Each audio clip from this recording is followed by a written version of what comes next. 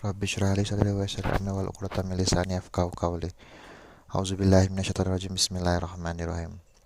Ada pertanyaan, apabila seorang tidak mampu menyempurnakan salah satu manasik haji, apa yang harus ia lakukan? Jawaban: apabila seorang jamaah tidak mampu menyempurnakan salah satu amalan manasik, maka tidak lepas dari dua kemungkinan. Pertama, ketidakmampuannya karena terhalang oleh musuh hingga tidak dapat tiba di Baitullah, sebagaimana terjadi pada Nabi Shallallahu Alaihi Wasallam dalam tahun peristiwa Hudaybiyah. Dalam keadaan seperti itu, ia mencukur rambut sesudah menyembelih hewan kurban dan bertahalal dari ihramnya. Allah Subhanahu wa taala telah berfirman, "Jika kamu terkepung terhalang oleh musuh atau karena sakit, maka bersembelihlah hewan kurban yang mudah didapat, dan jangan kamu mencukur kepalamu sebelum korban sampai di tempat penyembelihannya." Kurban maksudnya. Quran Surat Al-Baqarah ayat 196.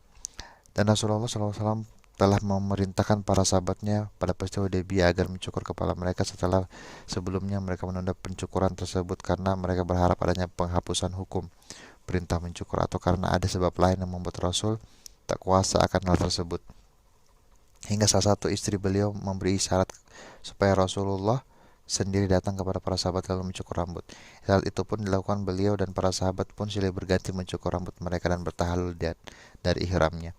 Nah, dalam keadaan seperti ini seorang tidak harus mengganti mengkodok haji atau umrahnya yang terkepung, kecuali jika belum menunaikan faridah kewajiban haji atau umrah sebelumnya. Maka ia wajib menunaikan ibadah tersebut dengan landasan perintah pertama, bukan karena dalam rangka mengganti perjalanan haji atau umrahnya yang terkepung tersebut kalau memang terkepung oleh musuh. Adapun apabila tidak terlaksana haji, telah tertahan perjalanannya, bukan karena kepungan musuh, melainkan karena kehabisan perbekalan atau sakit yang tak kunjung sembuh, maka dalam keadaan seperti itu ia menanggalkan diri dari ihramnya setelah terlebih dahulu menyembelih hewan kurban dan mencukur rambutnya.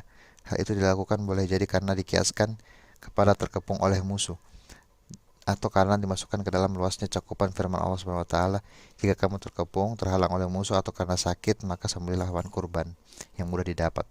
Quran Surah Al-Baqarah 196. Sebab makna isyar terkepung terhambat dalam ayat tersebut bersifat umum. Adapun terkepung yang terjadi dalam masa Rasulullah adalah terkepung terhambat oleh musuh.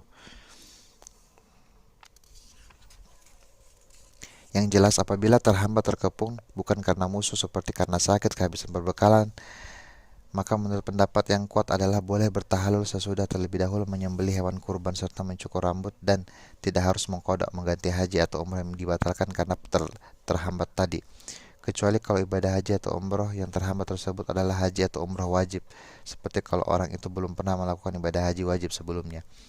Maka dalam kondisi seperti itu ia wajib melakukan kewajiban haji berdasarkan perintah wajib haji pertama, bukan karena untuk mengkodok atau mengganti haji yang terhambat. Semua yang diterangkan tadi berlaku apabila di saat berihram ia tidak bersyarat dengan mengatakan, "Jika nanti di perjalananku aku tertahan sesuatu, maka tempat tahalulku adalah di mana aku tertahan itu." Jika orang itu bersyarat seperti itu pada awal berihram, maka ia boleh melepas dari ihramnya di waktu tertahan secara gratis, dan ia tidak mempunyai kewajiban apapun. Karena Rasulullah SAW bersabda kepada seorang wanita yang bernama Diba'a binti Zubair yang sudah bermaksud akan menunaikan ibadah haji sedangkan ia sakit, "Berhajilah Anda dan bersyaratlah bahwa tempat tahallulku adalah di mana aku tertahan." Subhanakallahumma wa bihamdik, astaghfiruka wa atubu ilaik. Wassalamualaikum warahmatullahi wabarakatuh.